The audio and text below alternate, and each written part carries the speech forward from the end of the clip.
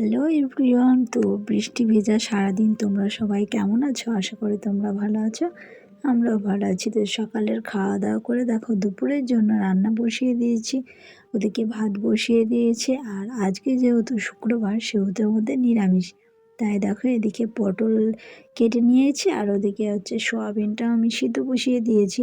তো দেখি কি রান্না হবে, কারণ মাছ টাছ থাকলে এক তরকারিতে হয়ে যায়, কোনো ঝামেলা থাকে না। আর এদিকে দেখো চাল ধুয়ে দিয়েছি আমি, আর এদিকে আলু পটলটা একসাথে একটু তেলে ভেজে নিচ্ছি। আর এই যে সারাদিন বৃষ্টির কোনো শেষ নেই, পুরো বিরক্তি ধরিয়ে দিচ্ছে বৃষ্টিতে।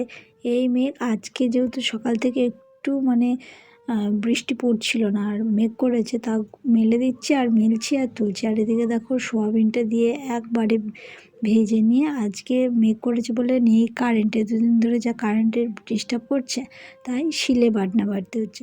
তো শিলে মশলাটা করে নিয়ে এদিকে দেখো ভাতও হয়ে গিয়েছে, আমার ভাতের ফ্যান ঝরিয়ে নিয়েছি। আর এদিকে তরকারিটাও আমার হয়ে এসেছে। তো তরকারিটা নামিয়ে নিয়ে ভাবছিলাম যে আর একটা কী করব।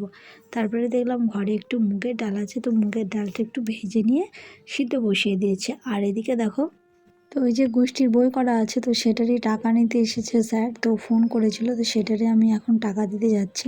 তো দেখো টাকা দিতে চলেও এসেছি, স্যার দেখছি চলে এসেছে। আর এদিকে দেখো ফিরফির করে বৃষ্টি পড়ছে।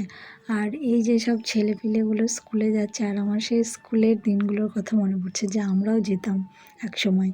তো বাড়ি এসে দেখো মুগের ডালটা সিদ্ধ হয়ে গিয়েছে, তো মুগের ডালটা একটু আদা জিরে বাটা দিয়ে একটু জিরে ভাজা গুঁড়ো দিয়ে নামিয়ে নেব।